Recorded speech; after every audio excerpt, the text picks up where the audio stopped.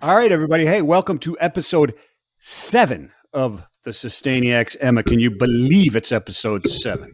I can't believe it. It feels like it was only 6 episodes ago when we were on our Uh, first episode. that's not what you said earlier. You said it felt like it was 7,000 because it's been such a pain. No, that's not true. But hey, Emma has met Shannon Breen, good friend of mine. So, Shannon, you got to introduce yourself and explain something, because usually when I see somebody's title, it's CEO and co-founder. Yeah. Yours doesn't say that. Yeah. CEO and co-CEO is technically usually for ease of use. I throw the CEO, but John and I are really intentional. Part of this journey for us wasn't about egos. It wasn't about ourselves. John's like a brother to me. I've known him since we were 10. So when we took this journey, right, I think true to our mission and true to what we wanted to accomplish together, it wasn't about who is the CEO of FreightVana, who is the boss. Like, we're like, hey, we're partnering. We each got different skill sets. We each got different, things that we think we can bring to the table. And so we don't want to start drawing distinctions on that early stage. So it's funny. No one's really ever asked us that. So it's funny you key in on that. Well, I thought there was a thing behind it, because one of the reasons I really I think we're kind of kindred spirits, and I wanted to get you on the show and talk about things is because of I think the philosophy in your mind and in your heart and in your spirit that leads you to that, right? That is there. I can't really put my finger on it. We'll just call it is there, but it's going to be a great show, because we're going to talk to you about FreightVana and one of the things that you guys are doing there. I'm calling this show. Trailers, Trees, and Trust, right? I think that's pretty cool with what you're doing there.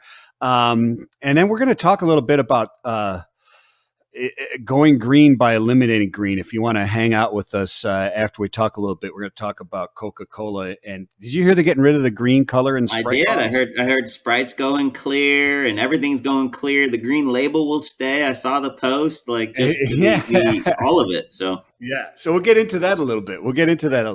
But cool. So, hey, I'm Mike Vincent. I'm just a random dude trying to make things right, I guess, and running through it. And she's Emma Wightman. Emma, introduce yourself, please. Emma Wightman, back again another week, ready to talk some plastic, I guess not plastic this week. We're transitioning kind of into more of a sustainability standpoint, which is really exciting. So welcome, Shannon. Do you want to tell us a little bit more about FreightVana? Yeah, for sure. FreightVana, we started last year. People often say, "Oh, you guys are cool. You're bootstrapping a logistics company." I'm very quick to say, and non-offensively, we are not a bootstrap logistics startup company. We are a startup company. John and I spent, a decade plus in our careers working at one of the largest trucking institutions in the country. And when we envisioned a differentiated type of offering in the marketplace, like, we knew we needed to grow, to have people believed in our vision. And so we worked really hard to kind of build the infrastructure. I give a lot of credit to people that bootstrap, obviously, logistics operations and startups. I think more to us. So we're built on a foundation. The trees wasn't the foundation, but transparency, technology, and trust. But we're heavily involved in the trees, which we're going to talk about. For us, it was just a passion about really challenging the industry norms, making tangible change, both from an ESG perspective, but honestly, even from an infrastructural perspective. And so that's how we show up, an investment perspective, right? You had a release recently with our partnership with Wabash. Like, we're heavily invested in trailers. So we're not afraid, or we don't shy away from, I think, what prototypical brokerage 3PL non-asset kind of providers would bring to the market. And that's okay with us. Like, we actually designed the business to be much different than others intentionally. And so that's kind of our mission, Emma. We're growing rapidly. Sometimes it feels like too fast, but we've got some really great partners, as I just highlighted, on the manufacturing front. The biggest and most prestigious shippers have bought into our vision for multiple reasons. Trees being one of them, Michael, which is cool, and I share that all the time with people. And as well, you should. Because I talk about transparency, technology, and brokerage and trailers and all that stuff ad nauseum all day long, and I love it. It's in my blood. It's been there for 35 years. What I think is really interesting, because I was just talking the other day with Mary O'Connell, she works for FreightWays. She's a 3PL expert at FreightWays, but she was talking about ESG, and 80% of shippers have ESG in their plans. Only 20% of third-party logistics or intermediaries or 3PLs. I mean, the lines get blurred, right? Because now you've got 3PLs, third-party logistics, non-asset broker type things, Emma. If you're not familiar with that, they move freight, but they just broker the transaction. They don't have trucks or anything. But even them are getting into trailers like FreightVana, right? And others are doing that. But they only have like 20% of them are involved with something ESG. And I think it's because they're confused that they can't do it. And I love what you guys are doing because you can take trailers, trust, and trees, combine them into one business model that actually is very successful. And it's not a cost inhibitor. It's not an anchor. It's actually boost your business, right? So talk Well, about and I also don't think that's it's just important. pure marketing either, right? And I think that's where a lot of my peers fall into this pitfall of following people into the, well, no, like you see the spreadsheets and we eliminated this and hence we just saved the world. And it's like, Yeah, yeah, now, if you'd sit down with some really smart people, right, they'd be like, yeah, I've got 20 questions. You never really have to answer them. Sounds really cool, does really hard. And then I like showing up to shippers, right, and carriers and say, hey, how did they come back and show you this? And it's like, it sold really well on the front end, but it did really hard and showed really bad on the backside. And I think we really wanted to be intentional in developing a tangible solution that we were proud of, that we feel like, and I've shared this with Michael, when I look back on what we have accomplished decade plus from now, we are going to have a line of tangible change and output from at least what we've started with today, and hopefully many more things that we'll do that we're really excited about. And trees is that thing for us, planting a tree for every single load we haul, every single day for every single shipper. That's what we're passionate about. That's what we've done from day one. And that's what we're going to continue to do regardless of size and scope in the future. what's the count up to now, Shannon? You know? Um, Tens of thousands, tens of thousands. Honestly, like I don't have the exact. I mean, I just wrote the. We just did our deal for the second quarter, right? Because there's always a lag, and we do it quarterly. But I mean, that was close to 10,000 trees planted in the second quarter alone. Wow, in the second quarter alone, 10,000 trees. That's awesome. With your business plan, like where are these trees go? Like, are they Christmas trees? Are they like trees No, that rain? that's a great call out, and that was kind of the thought as I'm rolling this out. I don't want to present that we are going to participate in the planning. Who makes that all possible for Emma and everybody listening is our partnership with One Tree Planet. Now, We had them on. you know what I mean, Yeah, and so when we've talked to them in the past, I want to give Lewis and his team full credit, right? It's their vision, their infrastructure, their global infrastructure, their champion nature that allowed us just to bring it to light. I think to Michael's point, I had not seen, maybe someone else had seen, uh, I had not seen a third party logistics company or really anybody in transportation lean in with them. And we said, hey, we can create this partnership. And then I love where one of my shipper partners went. He's like, hey, and how special would it be if you just champion the change, invite other people to support One Tree Planted?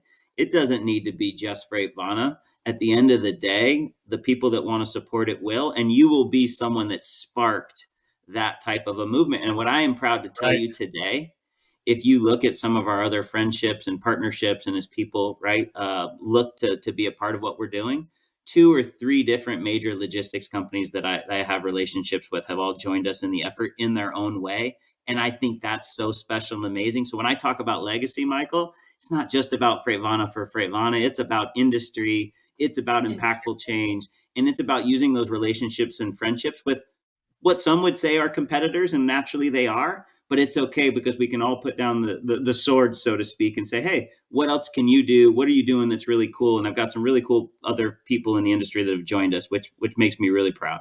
That is awesome. So let me ask you this, because I usually ask why freight, and it's usually something like, well, I got out of prison, I wasn't allowed to do anything else, so I moved to freight and got stuck in. But I'm really more interested as to what was it in your past? What was it that said trees? What's it? What's it? For me, honestly, trees didn't speak to me until Lars Ward on my team showed up with this program, introduced us to One Tree Planet, because I had kind of challenged Lars and the leadership team. what are we going to do that's meaningful, impactful, that isn't a follow form, isn't a copy program from some of the other ones that I mentioned that I think lacks some of that tangible nature and something that I think people really can rally around. And so Lars came back with One Tree Planted. Now, when Lars came back with One Tree Planted, what spoke to me is my youth. I grew up in the forest. I grew up in Southern Oregon near the redwood forest, right? One of the most beautiful pieces of land you'll ever see. So for me, it was like this crazy, and I haven't lived in Oregon for 30 something years, right? So for me, it was this like, how cool is that to come full circle professionally and now be supporting something that plants trees? And Emma, you don't know much about One Tree Planet. I think Michael knows a little bit, but I mean, they have global plans. They have things all over the country. You can elect where you want to plant. I think they're doing something with the National Forest Registry. I mean, they're as much science and data as they are wanting to make this change, which we vibe so well with their culture, which is why we got so emboldened and passionate about really putting our weight and our shoulder behind their efforts. So would you say that as a CEO and founder, would you say that they make it easy for you to take that step? Like for other businesses that might be watching this and they're like, hey, I want to partner with them. Is that like Michael and I always talk about it. It's these businesses making these small changes. Like, is this something that is feasible for someone with a small business? The coolest part, I'd say absolutely yes. And here's why. If you go on the One Tree Plant website, Emma, and you want to plant 10 trees, you can. Amazing. 10. Yeah, right? you absolutely can, because we actually highlighted them a couple shows back. If you remember, they were one of the 5 that we had on. Yeah. But just to bring it back, if you want to plant 10 trees tomorrow, you can do it. And so you want to talk about enabling like and not feeling like, and hey, don't get me wrong, you can get overwhelmed, right? Because I think this is where this stop start is. It's like, well, we're here. And then you look out into the landscape and it's so daunting. And you're like, and then you're overwhelmed with some of those big logos you mentioned, right? These big companies that have these very illustrious programs and all of the different credit purchases, and you just get overwhelmed in it, right? And you're like, oh gosh, like nothing I'm going to do is going to matter. But I think like anything else, Emma, what I would share from a CEO perspective is it's all about what speaks to you. And then it's all about and this is what's cool about our startup journey. It's just about starting, right? Yeah. You make a commitment to it. You get your people rallied around it. You start. I am sitting here today, and if we were to do, and hopefully we can do this show and put a marker in it, right? We do this show 10 years from now. What will that impact be? What would the impact be between what we're planting for every load in our growing brand we do, all the partners we bring? Like we start talking about true legacy, 10 years from now, I could sit on this show and we could roll the numbers up. And I would hope, and I am certain in my heart, it will be millions and millions of trees. Oh, yeah. I mean, even if it's just you, it'll be millions and millions of trees. But the thing is, you're inspiring other people to do this as well, right? Mm-hmm. And one of those things that intrigues me is, and we talked about this earlier, kind of alluded to it, the co-CEO, right? It speaks to your nature and the culture that you have there at FreightVana. And it's one of those cultures, I believe, that cannot be artificially replicated. But there are businesses that are out there that want that culture that we're going the wrong way, right? And maybe looking at an ESG as a marketing tool, as a look at it like, hey, they're right. Most millennials, like 88% of millennials or whatever, millennials consumers will buy from somewhere for better price if they have a great CSR or ESG program and can prove it, right? That's even high. It's almost 70% of baby boomers who screwed up the planet in the beginning, right? They want to do that too. They actually care. And so it's more and more, and now you've got investment houses. So those who aren't bootstrapping, those investment houses, those even the private equity groups, they're on the firing line for investing in companies that have a strong sustainability as well, right? So you've got people that are trying to go into this for various different reasons. Maybe not as I don't know how to put it, but let's just, you get what I'm talking to. I do. How does somebody say authenticity? How does somebody do that and gain the rally of their troops behind them because they can smell BS like that. Well, and the reason why authenticity came out of my mouth before you landed your punchline is it's all about that, right? And I think what we've seen is people do things because it's directionally what they believe they have to do. But to your point, the people that rally around you can fully understand the difference between what you believe in and what you're doing because you think it makes you worth more, if you think you're going to open more doors and hence have more revenue. And so people sniff that out, I think, right out of the gate. So I think that authenticity is key. The other thing that's really interesting, people ask me all the time, like, hey, what's the biggest like surprise or takeaway? I've shared with you with this, I think, offline. The most interesting, you talk about millennials, you talk about workforce, people all talking about hiring and how challenging it is in this time. I have got handful plus of candidates that have come to us because of our social presence, because of our marketing. And when we sit in the meeting and they're talking to Josh or Ricky, our recruiting team, what is one of the key things that they highlight? What's special about us that they enjoyed, that they really wanted to be a part of as well? And you hit it. It's this.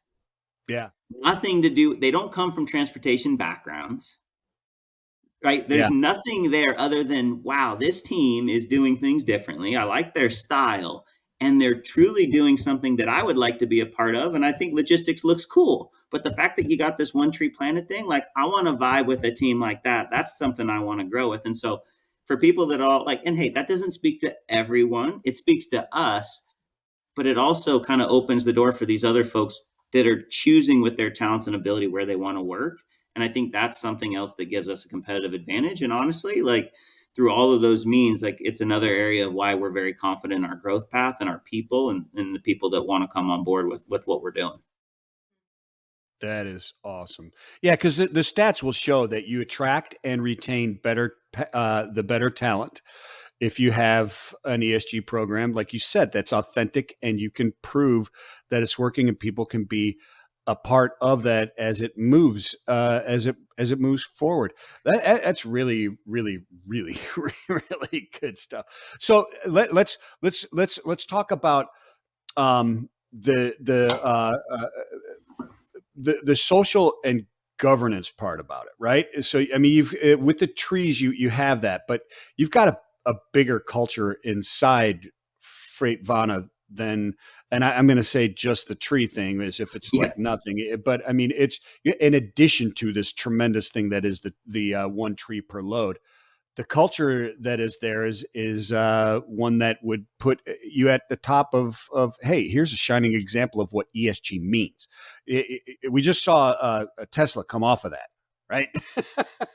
And they're electric cars. Talk about the poster child of sustainability. I don't know how true that is anymore, but it and they're gone because of the rest of that ESG isn't there. How do you manage that? It's tough. I mean, I think you gotta have faith and confidence, right? We come from a background where we're working for a large publicly traded organization.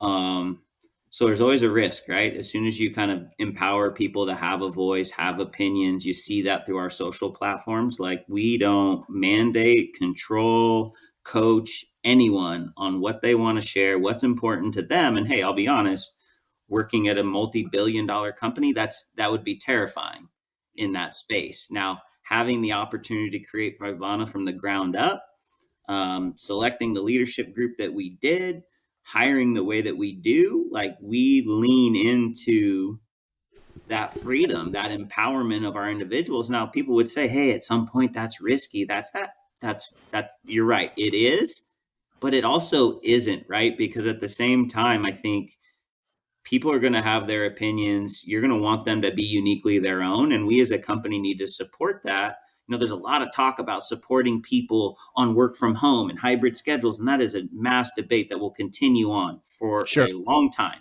But absolutely. the other one is, what about empowerment and social and personality and people having their own brands and be willing to share that within the environment of the company logo, and not just saying like, these are the opinions of Michael Vincent and these opinions, like you gotta have a disclaimer after everything you do. Like, and I'm just not in that game, right? Like I am going to trust my team to be pros, professionals, and adults.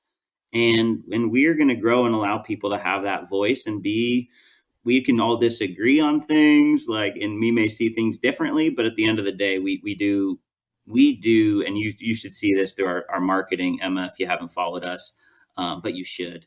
I'm just kidding. Uh, uh, it, You just selfish got plug. you're up to 3 followers now. Emma must have just Oh, Emma, you're just killing it. Everyone that follows Emma, follow Michael, us. me, and you. If I go into work tomorrow and we've doubled our followers because of you, Emma, like Josh Breeze is gonna put me up on his shoulders and carry me around the office. So, but no, it's about giving people freedom of voice and really believing in that. And I think you can quickly tell in companies who has that, who does that, and who doesn't. We want to be on that front edge of someone that does, Michael. Yeah. I think that's a really interesting thing because, if you're not doing that, who the hell are you hiring? I mean, what are you, you know what I mean? When you're interviewing people, were we always just going out there and just hiring like somebody who can type, 7,000 words a minute and didn't really care about them as a person? I guess that speaks to that, right? A little It, bit. it really does. And I think it's just, certain companies, you get to a certain size, there's a certain risk quotient, which is always funny because I kind of look at it opposite, right? Yeah. Someone once told me like, well, if you had that type of money, you'd be this way. I was like, oh, no, no, no. If I had that my type of, I'd be more the way I am today. I'd be even bolder. I'd be even bigger, right? Because I got less to, you know what I mean? So Yeah. it's just all Sure. perception, right? Some people are like, if you've got it, then you got something to lose, so you get more risk averse. I would be on the other end of that scale. Maybe that's the entrepreneur in me. Maybe that's the against the grain in me, Michael, right? Which is probably why we get along. Uh, Yeah. if you give me that momentum, I go harder at the things I believe Sure. in. I show up Absolutely. even more proud, more bullish. And so it's just stylistically different the way I see the world. And I think Johnny and our team sees the world. And that's what we're trying to do. Yeah. But And we I need think more. people like Go that. ahead. Yeah. Well, we need people like that pushing sustainability initiatives. I mean, you can't have people that are getting comfortable where they are and they're not willing to push the envelope and they're not willing to try new things and take steps to be greener. Like it's there's something to be said for someone who is coming out bullish, like you said, but for like sustainability initiatives like planting trees, you know. One, I think it's so funny, right? Like for us, people like I've got really good friends that manage multi-billion-dollar logistics companies, and I texted one the other day, and he was like, he sent me something about the trees, and he's a big supporter, a great friend, and I even like kind of prodded him. I was like, yeah, hey, so like you could do like we're just this little thing compared to you, right? Right in this new Yeah. Yeah. FreightVana world. I was like, so how about you just agree to do like one tree for every 25 loads? Like that would make it pretty much on par and like should be within your budget. You know what I mean? Like, so I'm constantly even prodding some of the folks. If you think about it, like what we donate is a fraction of what would be possible by What some would of the be larger possible? companies in the space. Um, so I'm continuing to push that effort too, and just highlight that as just like, and as a startup, right? What's the most important thing as a startup? What can you imagine? The biggest concern when you're coming out of the gate, you've got no revenue, you haven't proven anything, you're investing heavy. What's the one thing as a startup business that just most businesses fail because they run out of money, Yeah. Runway. The runway's too short, bro. cash, Dry powder, cash cash flow. flow, right? Yep. Dry Yep. powder, cash flow, money, however you want to phrase it. So think about the boldness in us saying, oh, early innings haven't proven anything. Donation, donation, significant. Oh, and by the way, that number is growing because our team is growing and our shippers that are buying into what we're doing is growing and our load volumes are growing. And the whole time we've been bullish, like we know where we're going, even in these early stages where we're concerned, right? Yeah. Like I come from a Yeah. place that had $1 billion in the bank, right? Like that's a rounding error. That's crumbs off the table. What we're doing, we're just trying to do what we can with what we have, and we're being aggressive in it, and we're staying committed to it. And I hope that we can continue to push other people, Emma and Michael, into joining Yeah. us. Well, I thought what I you said absolutely was love it. sorry. You can go, No, Michael. no, please. Sorry. No, please. I thought it was really interesting what you said, Shannon, about like talking to some of these companies. It doesn't have to be all or nothing. It doesn't have to be a tree planted for every load you ship. Like you can do one tree for every 100 trucks, and that's still going to make a big difference. I mean, like that. I guess that's something that's it. These small actions add up, especially from these bigger companies. So that was really cool that I like hearing you say that. It's just like investing, right? There's these cool apps that like take a little piece, right? Like remember, like there's Yeah. there's like rounding apps that'll be like, oh, hey, we'll just round your credit cards, and what we'll do with that is savings, right? And it's crazy, right? People go back months, years later, like, holy cow, to your point, Emma, that little bit added up. That was rounding errors on cents for purchases made. And you just deflected it enough where you didn't even notice it. And next thing you know, you look back and it's a meaningful difference in savings. What we're doing and we're trying to push for is asking companies to do something similar. And hey, honestly, we're not even asking. If it speaks to them, then join it. It speaks to us. It's been valuable for us. It emboldens us. We're proud of it. And hey, if other people want to learn more, we just want to be a conduit to invite people more to join. So I wouldn't even say we're asking. You've never seen us on social ask anybody. You've never seen us call anybody out for not doing it. Like, not my style, not what I'm going to be about, not how we're going to lead this brand into the future. But if it does speak to you, then reach out and we'll tell you how easy it is to get it done. So how do they do that, Shannon? How do people reach out to you? One, because they want to do business with you, and two, to learn more about what you're doing there and maybe get a little coaching session from you. Yeah, I'm on LinkedIn. So if anybody wants to reach out, obviously you can reach out on LinkedIn, DM me. That's how Michael and I talk most of the time because we're both busy guys. Very, very available there. We have a company website. You can go to FreightVana.io, or you can reach out to us at email at hello@FreightVana.io. And honestly, if you just want to go direct to the source and learn about, you don't want to include FreightVana and have any questions, you just want to learn on your own, go straight to onetreeplanet.org and learn about it and look at their videos and look at what they're doing and look at their runway and look at their partners and then decide for yourself, hey, is that something that's interesting or do we have something else cool we want to do? Right. Yeah. I've had people hit me up and be like, why not this problem? Why not that? And it's like, hey, like there is always going to be detractors and haters and all the different things in the middle. Like we're all just humans, right? When it's all said and done, for us, it matters. This is what we're doing now. And I want to, like I said, be a conduit for anybody that's interested. So onetreeplanet.org, if you want any info, their videos, their follow, like if you follow them on social, they produce some really cool content that just opens your eyes to the various different components of their business, how they go about deciding on the programs they do, the science and analytics that goes into it, the follow-up. Like, you know, we talk a lot the difference between marketing, like steak and sizzle. This is not a sizzle organization, right? They're all about the steak. They're all about the goods, right? And they have the sizzle, but they got the steak behind it. I think that's really rare. I think that's where a lot of people get thrown off by some companies. It's a lot of sizzle, no steak. You're going to get a lot of steak with a partner like One Tree Planet. One Tree Planet, they do rare steak. You heard it from Shannon Breen. Rare steak. No, they absolutely do. And I'll throw up there. I've got their website and stuff like that, Shannon. So I'm going to throw that up there when we're talking. I'll cut what I'm saying out here right there. Before we move on to this news, and I hope you'll hang out with us for just a little bit longer because I'd love to get your thought on this. But before we do that, I love what you were talking about as somebody saying, well, why not this and this cause or that cause, right? And I love what you're doing because it gives people the ability to live intentionally, which Em and I preach, and I heard you say it as well, live intentionally and help out a cause without drawing away from something else, right? A company can support the American Lung Association. They can support green air. They can support whatever they're supporting and choose to do business with you. And now they're double dipping. Now they're helping with trees and they're helping the organization they were doing just by living intentionally, right? Mm-hmm. Just by saying, hey, I'm going to do business with other people who give a shit.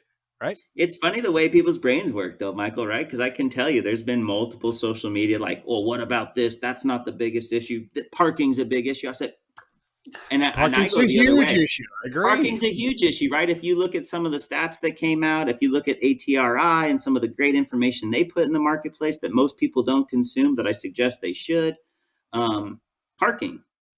Yeah. Number one issue, right? So, you know, if they highlight parking, then I'm like, cool. And I empower them. What are you doing or supporting that helps improve parking? And I'm all about improving parking. This is just the one thing we chose because we can't do 900 things, right? If you find a cool thing with parking and we continue our evolution, I'd love to see what you're doing. invite us on board. And if we can participate, we will. Right. And you know what's funny about every time you do that, Michael? What happens most of the time when you do that? Nothing. Nothing, absolutely nothing. No, you challenge them to get involved and then they walk away. They'd rather make themselves feel better by tearing you down than by lifting themselves up. There it is. And so I kind of just flip the table and say, hey, like if this is passionate to you, run with it, come back and share what you're doing. And I'd love to learn about it. And usually it ends that way. Yeah. Because this industry, the logistics industry, Emma, has so much that they could possibly do. Because just the parking industry, you think, oh, well, the driver's just whining because they can't park. Okay, well, think about this. If they could park, that's an hour less a day that they're spending doing nothing, and goods are moving faster. Imagine the amount of capital that frees up to do other things, and imagine the amount of carbon emissions that are being spewed every day by hundreds of thousands of trucks that are idling and running around looking for parking for an hour every day. It's insane. It's absolutely insane. That number is astronomical if you could even calculate it. Yeah. It's huge. Emma, what do we got in news? Do you got something we want to talk about in news? You sent me this, I believe. Yeah, so this is I just stumbled on this article from Jordan Valinsky. It is an article talking about Sprite, Coca-Cola in general, but Sprite mostly. They are retiring their green plastic bottles after more than 60 years. They said on Wednesday that they're changing the packaging from green to clear beginning August 1st as part of a broader effort to become more environmentally responsible. I guess the current plastic that they use for the green contains like green polyethylene tetraphthalate, which is an additive, I guess can't be recycled. So they're hoping to take the green out and switch to clear bottles for recycling. So you're shaking your head, Michael. When they say can't be recycled, what's your head thinking there with that head bob? I'm interested because I don't know anything about that world. I know you do. Yeah, so I'm not a plastics engineer, but I'm in the space for the last 2.5 years, and I'm learning a whole lot of things about this can and cannot be recycled. Will not be recycled is more accurate than can't. It is limited because if somebody wants clear plastic for something and not green plastic or not black plastic eventually, then yeah, the colored plastic is not as valuable.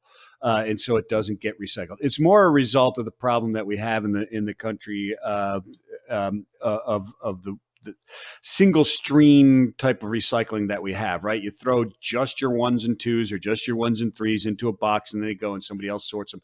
And very little of that even actually gets recycled because it gets contaminated and so on and so forth. But if you separate those colors earlier on, it can be recycled. It's just you can't mix green and red and white and yellow and all together and then it be valuable to anybody because they want clear plastic, right? And it contaminates it. So kind of, right? So it's like it can be recycled. It's not conducive or cost effective if we're being honest with it. If we're being honest with it, it could be recycled. It muddies the water because you're looking for a pine tree, and I've got one that's a hybrid with a cherry. You know what I mean? Is basically what it is. It's not clear plastic. You can't turn it into another clear plastic bottle. I guess what the question was, and actually why I thought it would be interesting to talk to Shannon about this is like, is this greenwashing? So Shannon, like greenwashing is like that is the purpose of this of bringing this up with you is it's like really. So greenwashing is when a company says they're doing something and then they can't actually back it up, or like they make a change and they say it's for sustainability reason, but it's maybe not very sustainable. So I guess it was like, for you with your company, I'm assuming you did a ton of research on One Tree Planet and made sure they put their money where their mouth is. And then I guess I wanted to kind of compare it to this. It's like this huge company that probably could do something way more. Is this a greenwashing scenario where they're actually saying, oh, look, we're caring about the planet? Or is this a situation where they're like, we're going to say we care about the planet, but this is just a PR stunt? You know what I mean? Like, yeah, I would follow. I guess I know based on Michael's analysis and my lack of experience, I would say if in the stream of recycling and you take it to that recycling center, and you don't have the capabilities of doing the sorting and then hence the cleansing and then hence the packaging, and so everybody kind of so it doesn't really ever be impactful, right? Because you can't do the mixing. Then I would say no, because I think if it is clear, then it probably gets sorted. It probably does find its way into the stream of being able to be packaged for the clear plastics. And I think as you follow that as explained by Michael, I would say that that does make an impactful difference because you don't have all of these green plastics kind of getting filtered out to the side that just kind of go to the wayside. You're actually getting your plastics into the mainstream where you know they're going to have better movement, um, and capture more of the Yeah. Yeah. the reaction that you're trying to make, right? So I think I would say no based on what I know, but obviously Michael's explanation, that's what I'm basing it off of. Yeah. No, it's See, interesting. Yeah. yeah, and Emma, let me, if I could chime in, I'm kind of leaning that way myself. At first, I was like, "This is pure greenwashing," but I don't think Coca-Cola is nefarious in their activities here. I think they're ignorant in some respects, just because they've been sued a couple times for greenwashing, and really for stuff that I don't think was nefarious at all. They had the Coke Life, and they put a green label on it, right? Because it was because of the sweeteners that were in it. Well, they got sued because somebody said, "Well, you're trying to make this look like it's a green bottle, and it really isn't a green bottle." But I think that they're opening themselves up for somebody else to do that. But I think the intention is correct. I think it's a good intention. I think it maybe they need to spend more time on making it easier for people to actually recycle and having the infrastructure to actually get all their products packaging back and utilize them better than just making it easier for us to recycle. Making it easier for us to recycle is a step forward. 100% agree. I just would like to see more on the other side as well. I mean, dude, Fresca, Mellow Yellow, Seagrams. How are you going to pick those out of the shelf now? They're going to be clear. Oh, you're assuming that I can find Fresca on the shelf.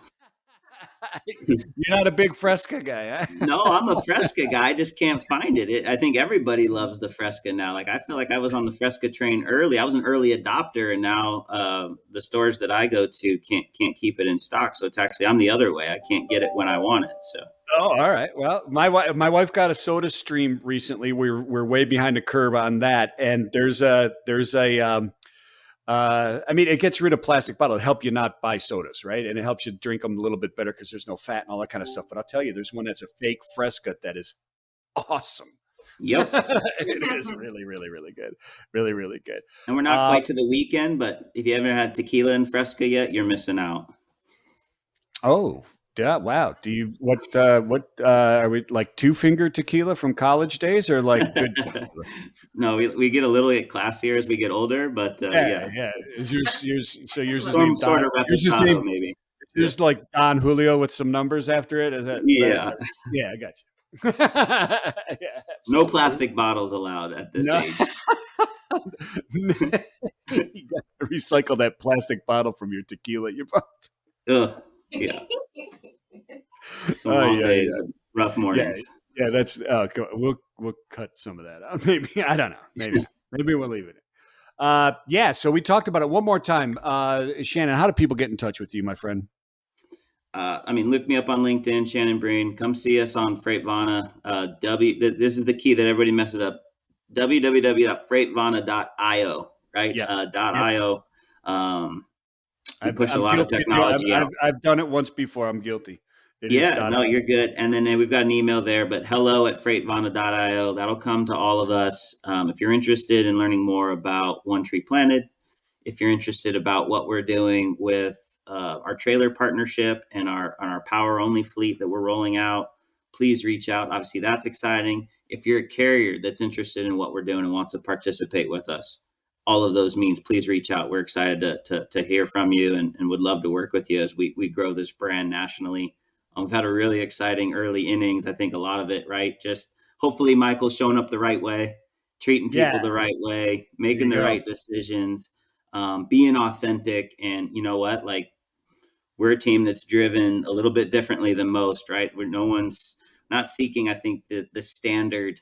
I don't know. I'm not seeking the praise. We're not seeking accolades. We truly want to change components of this industry for the better, and we feel like we're on a path to do so. So we're excited about